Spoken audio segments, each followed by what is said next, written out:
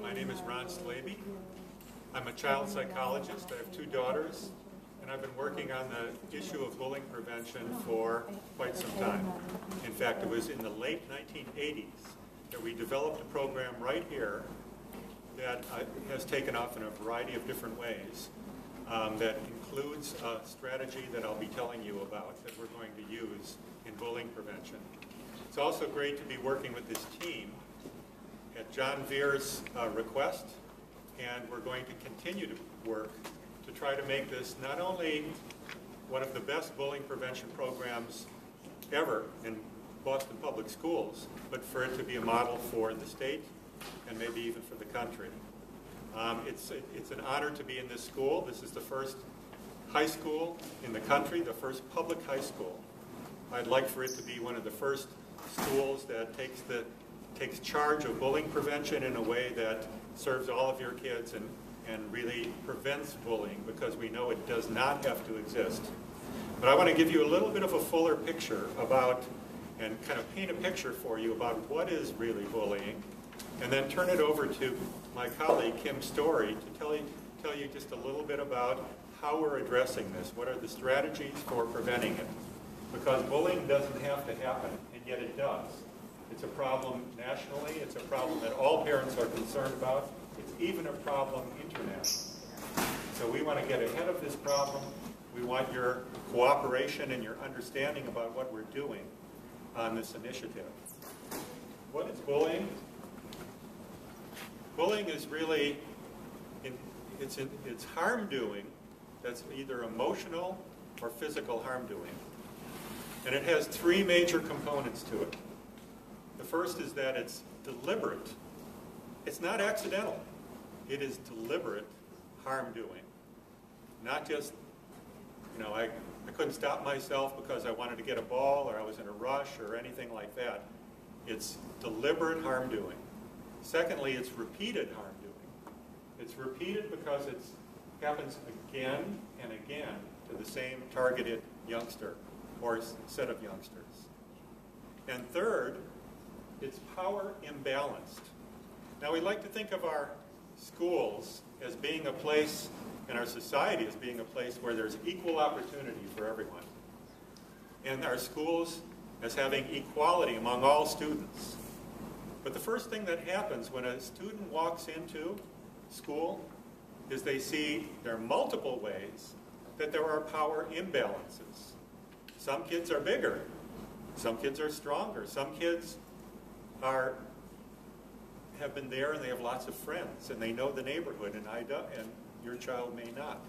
Other kids may know the language better. Some may have more friends. And we'd like for all kids to develop power and status in our society so that they can do great things. But the fact of the matter about bullying, we'd like to think that the more a child is given, the more they can return to society. And that great things are expected of our children because we give them great things. The fact is that there are some children who take advantage of their power. And they take advantage so as to abuse their power by picking on somebody who is less powerful.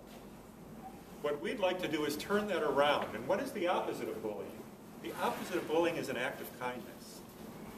We'd like to strengthen the acts of kindness while at the same time removing bullying. It's an act of when you have power as a youngster, as you do when you get older and when you get stronger, when you have more friends.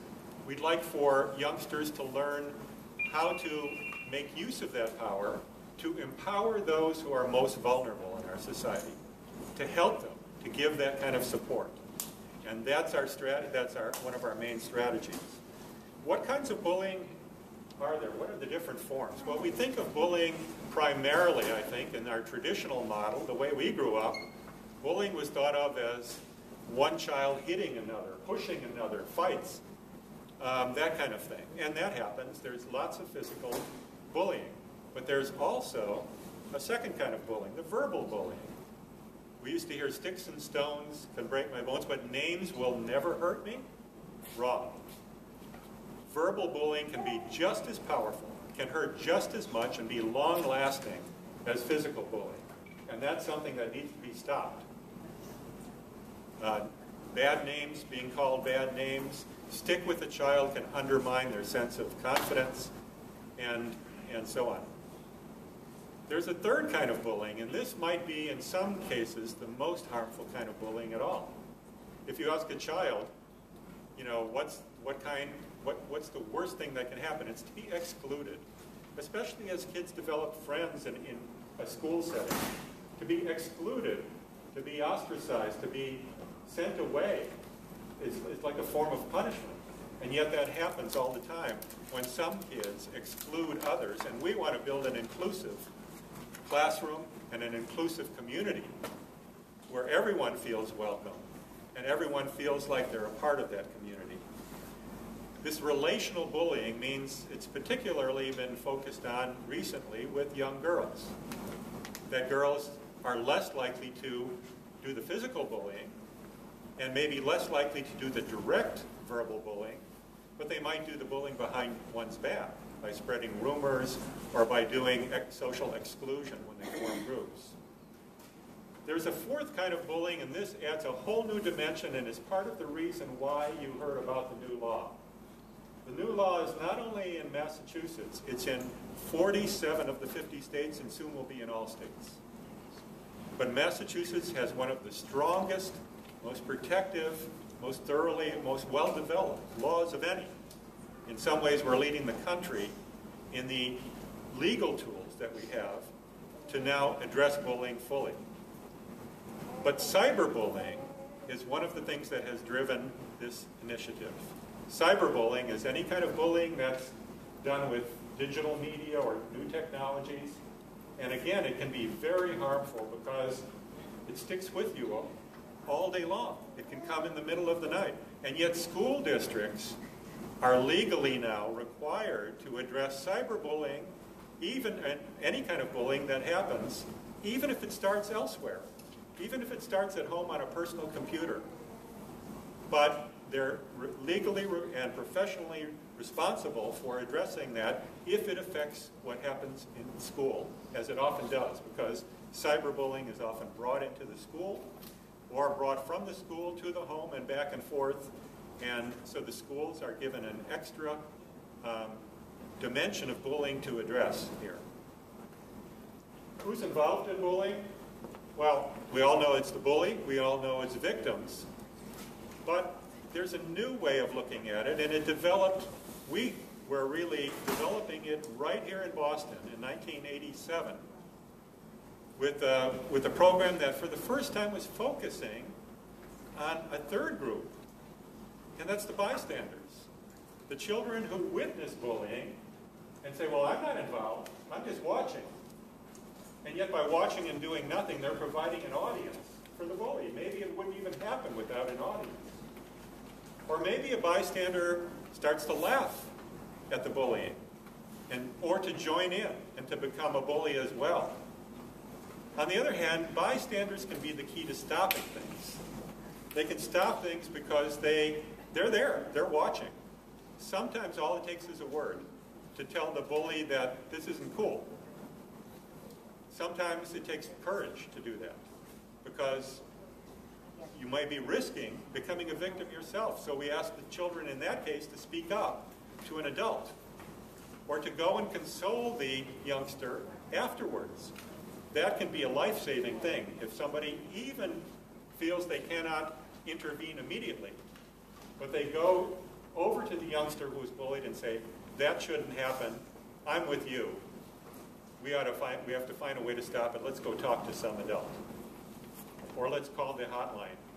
We know personally the handsome young man who's at the other end of that phone who's going to solve the problem. I just want to say, those of you who might be interested, okay, go ahead. Those of you who are interested in this on a national level and to see how this strategy that we're developing is being played out and to some extent, tune in next Wednesday to Anderson Cooper 360. There's going to be a town meeting, a full hour of town meeting on bullying prevention. He's going to be talking about the strategy that I'm an advisor for that initiative called Stop Bullying, Speak Up.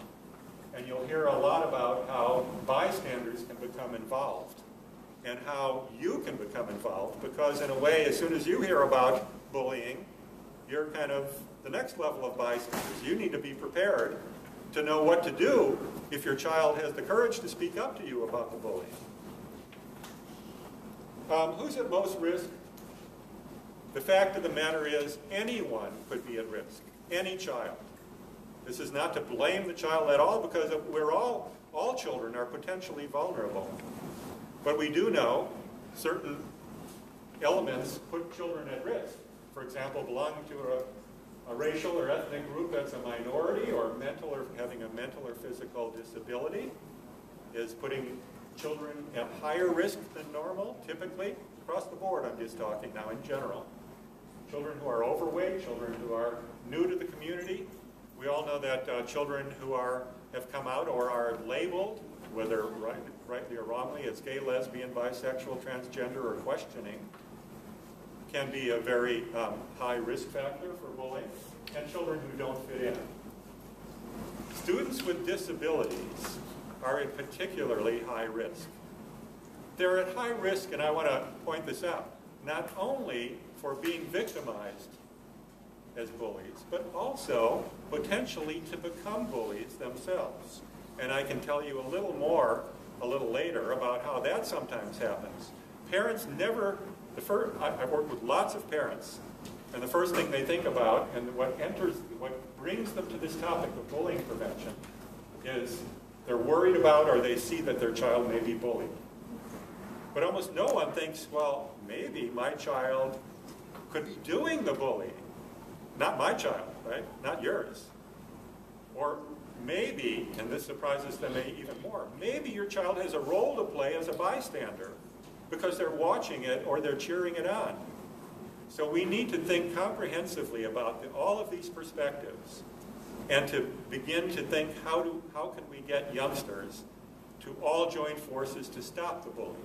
The bully has not enough power to stand up to the rest of the school, and maybe not even enough power to stand up to 2 children, or maybe even not enough to stand up to and disempower the one child, if that child is well prepared to stand up assertively and nonviolently to face down the bully. So we need to prepare teachers to help with that, and parents to cooperate. And what we're doing here is really building a 3-way partnership.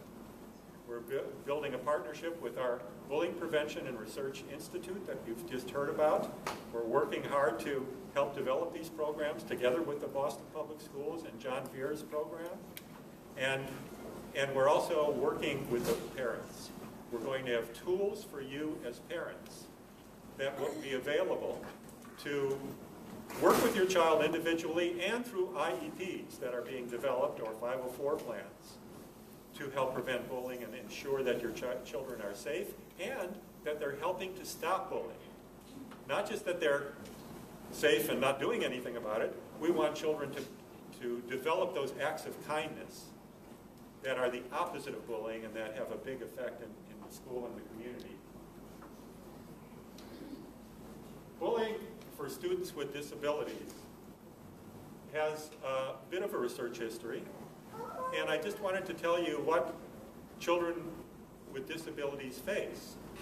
Number one, it's very clear from the research that they're worried. They're more worried than children without disabilities about being bullied. And to some degree, it's for a good reason. Because we also know that they're 2 to 3 times more likely to become the victims of bullying. And that varies dramatically from child to child, from different form of disability to another. It can be very high or somewhat more high, but in general, students with disabilities are at higher risk for bullying, and that's part of the reason why in Massachusetts, every IEP plan, the discussion will be yes or no, is this child at particular risk for and vulnerable for bullying, and if so, there has to be a program introduced into that IEP that helps to protect them or helps to teach them the skills that they need to stand up against bullying. This is all pretty new. And the question is, who's going to carry it out the best? It's one thing to write a law. It's another to have the law take meaning like this with regard to professional responsibility and translation into a program that actually works. We also know that children who experience bullying do face chronic bullying much more than students without disabilities. In other words, it lasts longer, it's probably more severe, it's probably more frequent. It may involve more children. So that there are all of those risks, that it's not just bullying that happens in the 3rd grade, it might continue. And so we know that from the research. And the last thing we know from research is that the experience of bullying is often directly related to the disability. It's often a basis for being teased, or for being made fun of, or for being taken advantage of and abused even.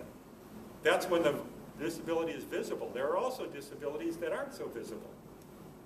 And they are also can be involved in bullying, but they play a big role in whether or not a child is going to be bullied, and whether it's going to last a long time or stop, and how to stop it. If you ask youngsters with disabilities about their problems in life, they're going to tell you the biggest problem is not my disability. The biggest problem is the other kids.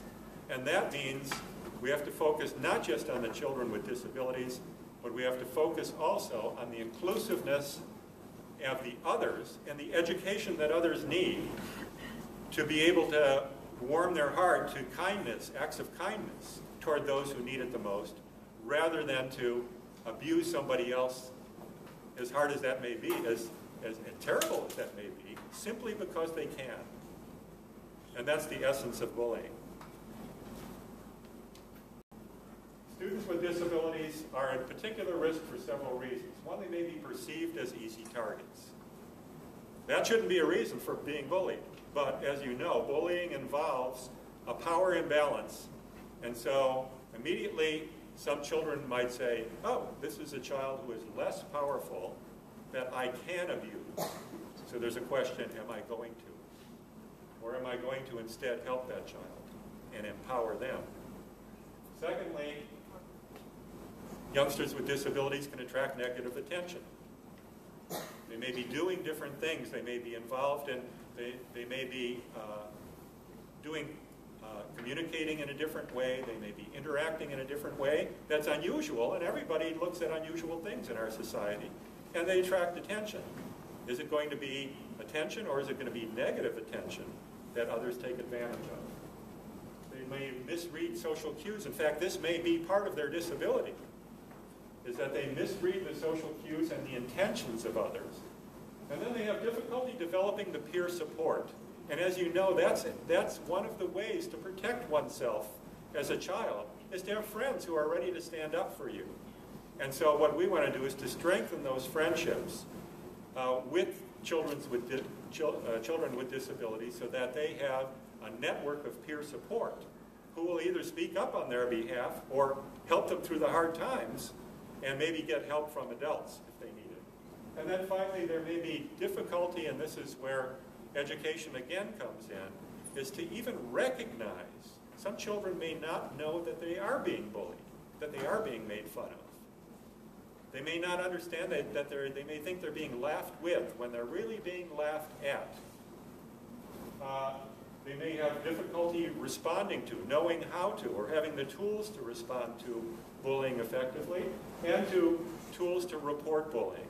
Well, we want them to have access to all three of those ways: to recognize, to report, and to respond in a way that's effective. That's a bigger picture of bullying. Now we want to talk about how to prevent that, what strategies we can do to prevent it.